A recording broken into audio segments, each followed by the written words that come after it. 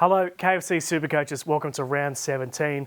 It's actually a pretty tough round. It's best 17, not best 13. And of course, we have Origin players backing up. Let's run through who to buy, hold, and sell.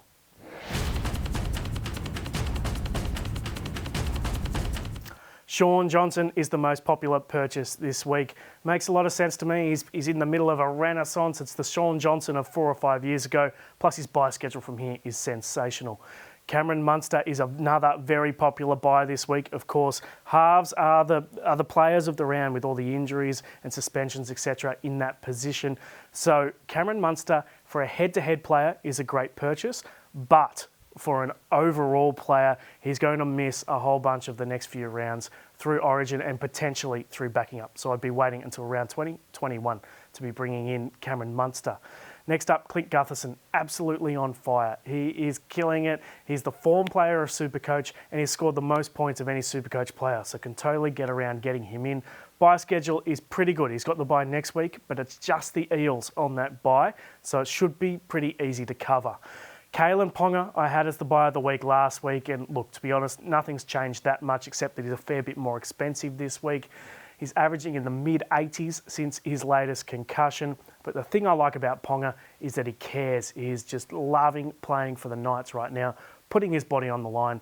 And when he does that, there are always great scores for SuperCoach. Let's go to the holds.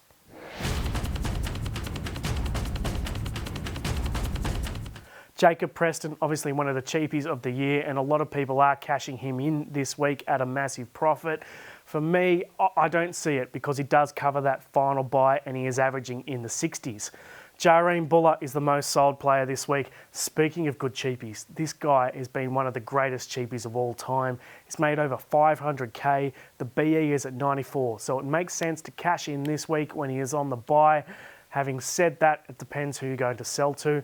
Whoever you're going to buy, I would say needs to be a keeper right from now until the end of the year. Let's move on to the sells.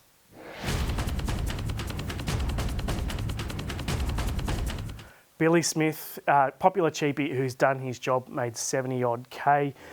Josh Schuster, again, a cheapie who's done pretty well. A lot of people are selling this week and it makes sense because he's got that buy coming up.